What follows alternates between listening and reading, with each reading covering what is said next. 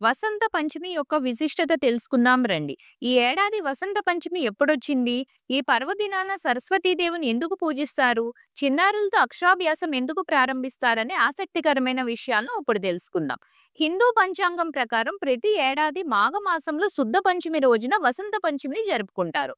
ఈ పవిత్రమైన రోజున సంగీతం, కళలకు దేవత అయిన సరస్వతీదేవిని ప్రత్యేకంగా పూజిస్తారు.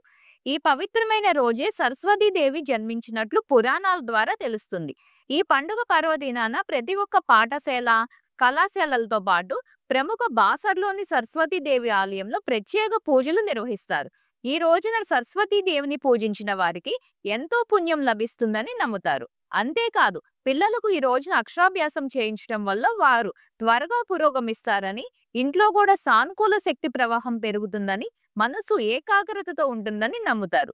ఇది ఇలా ఉండగా, ఈ సందర్భంగా వసంత పంచమి శుభముహూర్తం ఏ సమయంలో వచ్చింది? పూజా విధానం, వసంత పంచమి ప్రాముఖ్యతలేంటనే ఆసక్తికరమైన విషయాలను ఇప్పుడు తెలుసుకుందాం. వసంత పంచమి రోజున సూర్యోదయం కంటే ముందే నిద్ర లేవాలి. తలస్నానం చేసి పసుపు రంగులో లేదా తెలుపు రంగులో ఉండే ఉతికిన బట్టలను ధరించాలి.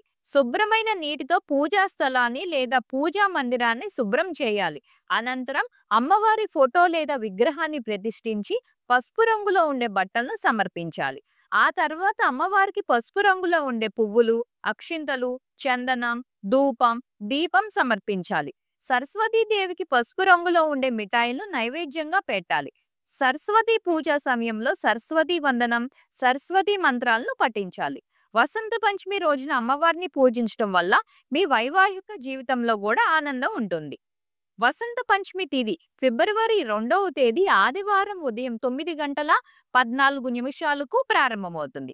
మరుసటి రోజు అంటే ఫిబ్రవరి 3వ తేదీ సోమవారం నాడు ఉదయం 6:52 ముగుస్తుంది. పంచాంగం ప్రకారం ఉదయం తిథి ప్రకారమే పరిగణలోకి తీసుకుంటారు. కాబట్టి ఈసారి వసంత పంచమిని ఫిబ్రవరి 2వ తేదీన వసంత పంచమిగా జరుపుకుంటారు. పూజకు అనుకూలమైన సమయం 7:09 నుండి మధ్యాహ్నం 12:35 వరకు. పురాణాల ప్రకారం బ్రహ్మదేవుని నోటి నుంచి సరస్వతి మాత ఆవిర్భవించింది. ఈ రోజు సరస్వతి మాత దర్శనమిచ్చి ఈ లోకానికి ఒక శబ్దాన్ని ఇచ్చిందని చెప్తారు. వసంత ఋతువు ప్రారంభంలో ఆహ్లాదకరమైన వాతావరణం ప్రారంభమవటంతో సానుకూల శక్తి ప్రవాహం పెరుగుతుంది. అందుకే వసంత పంచమి రోజున ఇంట్లో తప్పనిసరిగా సరస్వతీ దేవిని పూజించాలని పండితులు చెప్తారు. ఇలా చేయడం వల్ల పిల్లలు భవిష్యత్తులో మంచి పురోగతిని సాధిస్తారు.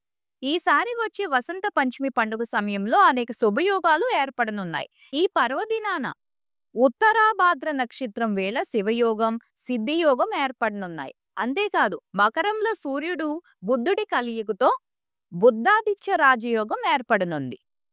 ఈ వీడియో కనుక మీకు నచ్చినట్లయితే దీన్ని మీ ఫ్యామిలీ అండ్ ఫ్రెండ్స్ కు షేర్ చేయండి. మరిన్ని ఇన్ఫర్మేటివ్ వీడియోస్ కోసం మన daughter of journalist channel subscribe చేసుకోండి.